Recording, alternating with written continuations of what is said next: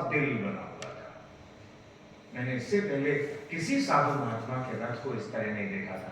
अब आप कह सकते हैं कि सनातनियों का दिल बड़ा है, या आप कह सकते हैं साधु महात्मा दिल फेंक थे, या आप कह सकते हैं उनका दिल बड़ा था, या आप कह सकते हैं हम प्यार बांटने निकले हैं, हम वसुधैव कुटुंबकम के पुजारी हैं, हम पूरे विश्व में प्यार फैलाना चाहते हैं।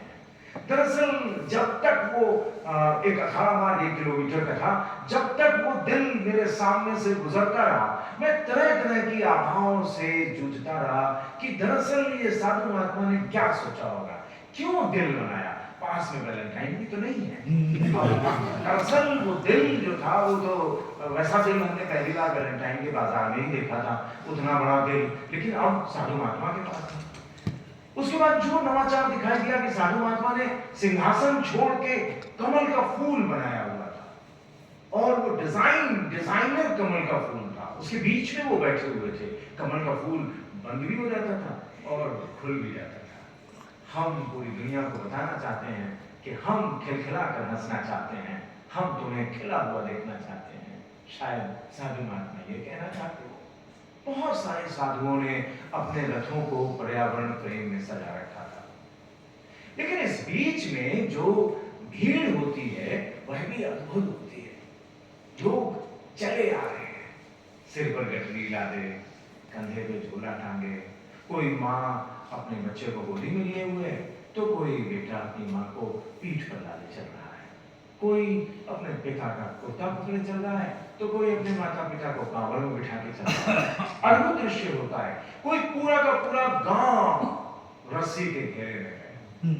कोई विधवा औरतें बनारस से आई थी, उन्होंने अपनी साड़ियों का पूरा घेरा बना लिया और उसके बीच में चल रही थी, और कोई एक लुटिया को देखे हुए बढ़ा चला जा रहा है। वही तो है राम लखन की लुटिया, बस वही है हमारा राम लखन, वही के पीछे चल रहा है। बहुत सारे लोग को कुछ नहीं मिलता तो नहा के अंगोछा टांग लेते हैं।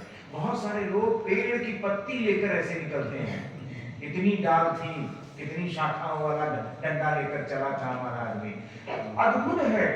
आप बीएसएनएल कितनी भी कोशिश कर ले, पुलिस कितनी भी कोशिश कर ले, प्रशासन कितनी भी कोशिश कर ले कि हम किसी को भटकने नहीं देंगे, लेकिन ये जो जनता के टोटके हैं ना, हम नहीं बिछड़े।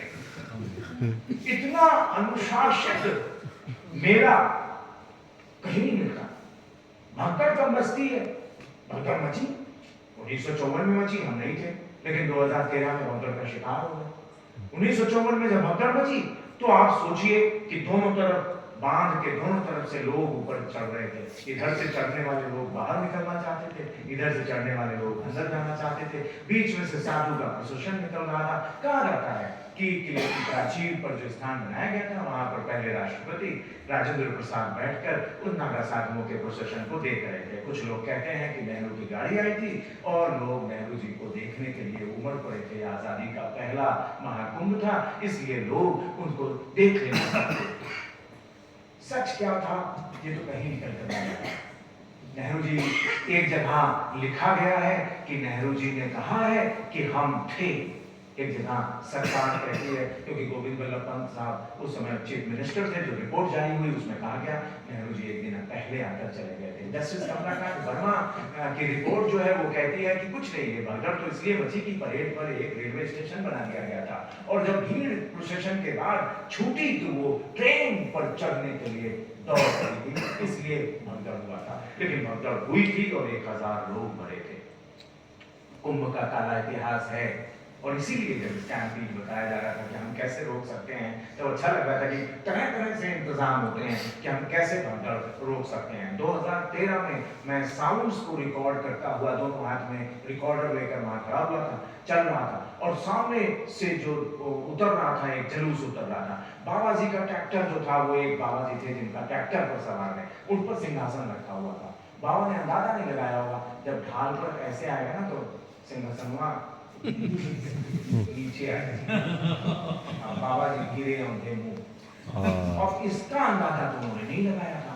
जैसे ही गिरे तो उनको उठाने के लिए उनके भक्त लोग, सारे लोग दौड़े। इस बीच में ट्रैक्टर डिसबैलेंस हो गया, कई लोग उसके नीचे आने लगे, फिर भगदड़ मच गई, और मैं भी संभल नहीं पाया और गिरे, और गिरने के बाद लोग गिरते गए, कुचलते गए, और बड़ी मुश्किल से मैं निकला उस मैंने बहुत सुंदर सा, मैं बताता हूँ, हर बार बताता हूँ, मैंने 5 ही 6 रोज पहले कुंभ के कमेंट्री और दूरदर्शन और इन सब के लिए मैंने लॉ मैन का स्वेटर खरीदा था, उसको गले में बांध रखा था। सवेरे दूरदर्शन में कमेंट्री थी, उसमें दिखना था, तो उसके बाद जब मैं निकला तो धूप तेज हो गई, मौनी अमावस्या का दिन था, तो मैंने गले में बांध लिया और अपना काम कर रहा था।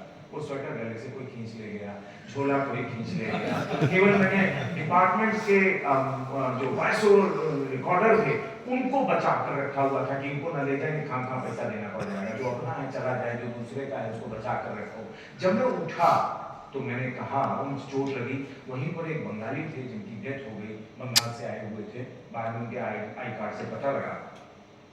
उस दिन मैंने कहा था कि दुर्घटनाएं होंगी, क्योंकि पब्लिक अनाउंसमेंट सिस्टम बिल्कुल फेल था, वहां पर बिल्कुल गलत पब्लिक अनाउंसमेंट हो रहा था। मैं मास कम्युनिकेशन का आदमी हूँ, आप 2001 का अनाउंसमेंट भी सुने, 2007 का भी अनाउंसमेंट सुने, सबसे रद्दी अनाउंसमेंट। मैंने रेलवे के ट्रेनिंग में भी कहा, रेलवे में जो मैं ट्रेनिंग देने गया था वहाँ के पब्लिक रिलेशन ऑफिसर्स को लखनऊ में, मैंने वहाँ भी कहा कि आपका और मेरा का पब्लिक अनाउंसमेंट भ्रष्ट था, किसी को पता तक नहीं था कि हमें कैसे अनाउंसमेंट करना चाहिए, हमें कैसे मिला था। आप कह रहे हैं कि रास्ते खोल दिए गए हैं, क्योंकि जगह जगह भगदड़ हो रही थी, तो इन्होंने कहा कि रास्ते खोल दिए गए हैं, आप सब जंक्शन पहुंच जाइए, आप सब जंक्शन पहुंच जाए। मैंने कहा ये यहाँ ही भगदड़ मच रही है, जंक्शन भेज रहे हैं, ये रोकिए इनको, लेकिन नहीं रुका।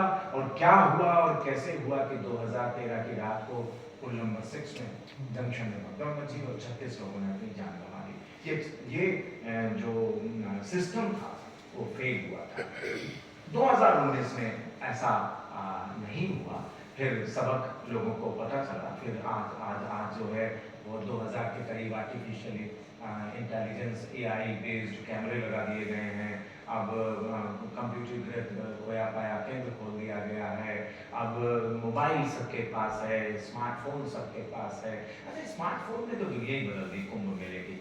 जब 2001 में पहली बार मोबाइल आया था ना, तो हम लोग एक छोटा छोटा मोबाइल लेकर निकले थे। 1999 में पहली बार मैंने मोबाइल खरीदा था, R220 नाम था उसका, शायद सैमसंग का था, बड़ा छोटा सा मोबाइल होता था, उसे लेकर चले थे और कितना मजा आता था। मैंने पिछली बार भी एक सेमिनार में ये चीज बताई कि कैसे मोबाइल जो होता था ना उसको कान में आदमी लगा लेता था, और जो उसके घर में बैठी हुई महिला होती थी या उसकी माँ होती थी तो वो कहता था अम्मा को फोन दो, अम्मा को फोन दो। अब अम्मा को फोन दिया, अम्मा बहुत भीड़ है, अब कान में लगाया, अम्मा बहुत भीड़ है, तुम अच्छा क्यों नहीं आए हो, यहीं से तुम जो है सुख ले लो, यहीं से पुण्य ले लो, जब देखो हम तुम्हारी ओर से गंगा छू रहे हैं, देखो संगम का पानी छू रहे हैं। अब दिख तो रहा नहीं था, लेकिन अम्मा को विश्वास दिलाए पड़ा था वो आदमी का। 2025 में वो मोबाइल यहाँ आ गया है, कान से निकल गया। देखो अम्मा कितना सुंदर मेला लगा हुआ है, अद्भुत है ये। अपने समय के इतिहास को दर्ज किया जाना, सब के सब अपने समय के इतिहास को दर्ज कर रहे हैं, अपने होने को दर्ज कर रहे हैं। ये अद्भुत मेला है।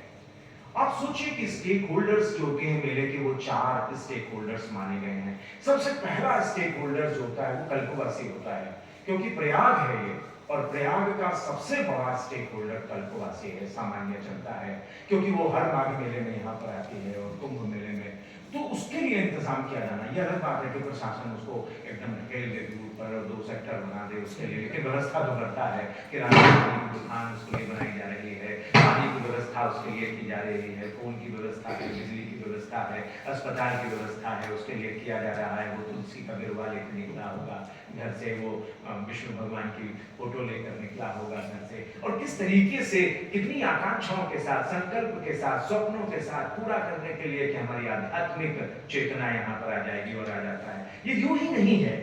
जो विद्यार्थी यहाँ पर युवा बैठे हैं, आप सोचे कि ये केवल और केवल कोई अंधविश्वास नहीं है। दरअसल हमारे पुराणों में कैसी व्यवस्था की गई होगी।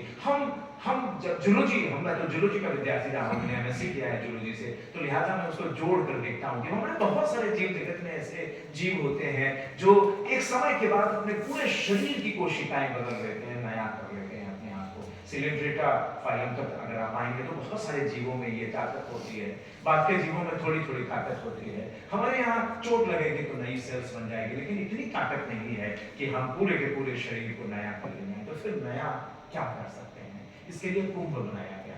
कि आप 12 साल बाद आओ और अपने को नया कर लो, 6 साल बाद आओ अपने को नया कर लो, ताकत है तो हर साल आओ और अपने को नया कर लो। नया कैसे करोगे? अपनी मानसिक शक्तियों को नया करो, अपनी सामाजिक शक्तियों को, चेता शक्तियों को नया करो, अपनी व्यवहारिक शक्तियों को नया करो। रिजुविनेशन प्रोसेस है, नया करने का है, क्योंकि आप प्रकृति के सानिध्य में आकर रहेंगे, आप नदी के किनारे रहेंगे, किस नियमों का पालन करेंगे, तो आप में अपने आप चेंजेस दिखाई देने लगेंगे। दरअसल एक और साइंस है, मैं इसमें जाता नहीं, मैं इस पर कोई जवाब भी नहीं दूंगा आपके प्रश्न का। जो मैं कह रहा हूँ वो कह रहा हूँ, बस वो इलाहाबादी की आदत है, कह दिया तो कह दिया, क्या कर ले वो। तो हम जो कह रहे हैं वो कह रहे हैं, बस ये मान लीजिए कि अनुभूतियां हैं ये, और उनको हम बता रहे हैं। दरअसल क्या होता है कि जब ग्रह नक्षत्र बदलते हैं तो समुद्र में ज्वार भाटा आ जाता है। तो अगर ग्रह नक्षत्र बदलता है तो क्या नदियों में कोई परिवर्तन नहीं होता?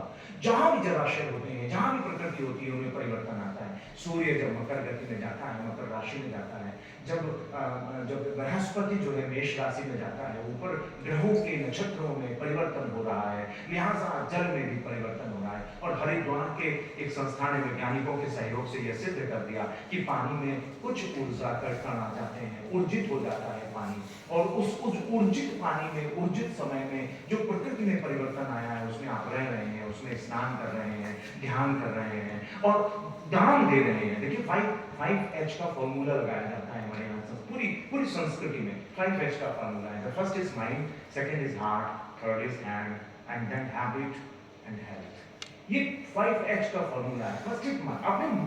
अपने मस्तिष्क को आप अगर ठीक से ट्रेन नहीं करेंगे, माइंड मैनेजमेंट नहीं करेंगे, माइंड मैपिंग नहीं करेंगे, तो आप कुछ नहीं कर सकते। और ये माइंड मैपिंग और माइंड मैनेजमेंट केवल आ सकता है तो टाइम मैनेजमेंट से और इमोशन मैनेजमेंट से आ सकता है। और इसीलिए कुंभ को कहा जाता है कि आप कल्पवास करें, वहां पर जरूर जाएं और आप देखें कि कैसे वो अपने माइंड मैनेजमेंट के फंडे को लगाते हैं, किस नियम है आपके, आप अनुशासनबद्ध तरीके से रहना सीख जाते हैं।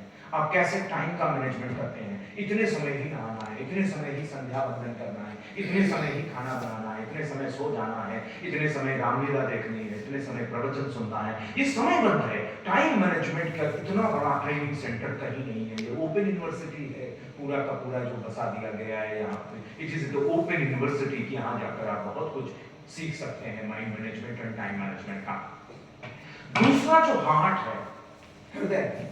जब आप इमोशन से भरे होते हैं तो आपको बड़ा, देखिए जब हम जाते हैं ना वहां पर, तो आप उस मेले में भीड़ के साथ होते हैं, भीड़ के साथ होते हैं तो उसकी दुर्बलताएं, उसके कष्ट, उसके सारी चीजों के साथ होते हैं। मैं तो 5 बजे निकल कर, जिस दिन मेरी कमेंट्री होती है 4 बजे 3 बजे कमेंट्री होती है, तो वहां पर मैं निकल पड़ता हूँ, मुझे भीड़ पहुंचा देती है वहां पर। मैं बहुत बार सोचता हूँ कि चला कब रहे हैं, क्योंकि धक्का खाते हुए, बोरे से लड़ते हुए और आगे बढ़ने का ये सुख है अपना कि पहुंचा दिया लोगों ने, बस वहां तक पहुंच गए लोग। कोई गाना गा रहा है, कोई गीत गा रहा है, कोई जयकारे लगा रहा है, कोई बड़ी मस्ती से जा रहा है, कोई बैंड बाजे के साथ जा रहा है, कोई शहनाई बजाता हुआ जा रहा है, कोई बांसुरी बजाता हुआ जा रहा है। सुबह निकल पड़ी तो आप देखिए, बस ठंड नहीं होनी चाहिए, वरना दांत बजाता हुआ जाएगा। अब की बार मकर संक्रांति में यही हुआ। तो वो जो वहां पर हम जाते हैं, तो आप देखिए ना, हमें संवेदना नहीं चाहिए। दरअसल हमारे यहाँ जो युवा पीढ़ी है उसे एम्पैथिकल बनाना पड़ेगा। एम्पैथी, समवेदना, संवेदना नहीं, समवेदना। यानी आप जब वहां रहते हैं, उनके साथ रहते हैं, तो आप देखें ना कि कैसे कैसे कष्टों के साथ आदमी जीवन, दुर्घटनाओं के साथ जीवन बिताता है। तो समवेदना से युक्त हमारा हृदय होना चाहिए। देन हार्ट, द हैंड हमेशा, हाथ हमारे जगन्नाथ है, ये कहते कहते हम थक गए, लेकिन जगन्नाथ है तो कुछ दिया क्या किसी को? कुछ आप देने वाला हाथ है क्या आपके पास? तो दान की परंपरा डाली गई कि आपके दान करो ना, यहाँ पर पदत्राण की, बेड़ी दान की, गौ दान की, ये सब परंपराएं तो हैं, लेकिन आपने अपने हाथ से कुछ दिया क्या?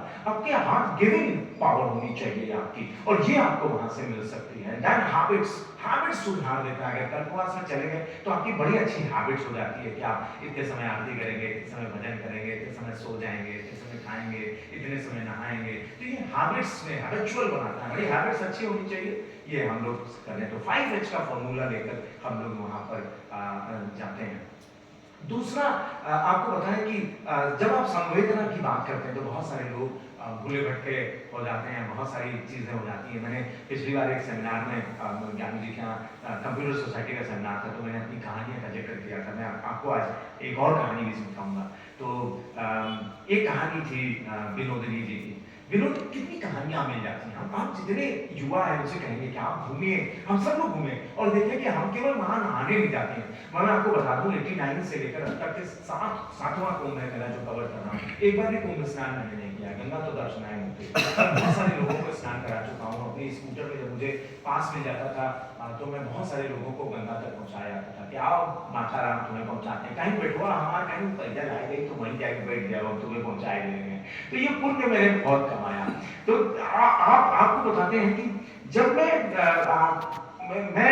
बहुत सारी कहानियाँ मुझे मिल जाती थी, तो मैं कहानियाँ लिखता हूँ और कहानियाँ सुनाता भी हूँ। तो जब मुझे एक कहानी मिली थी, उसकी चर्चा मैं कर रहा हूँ विनोदिनी की। मुझे एक मैं बार में था और मुझे वृद्ध महिला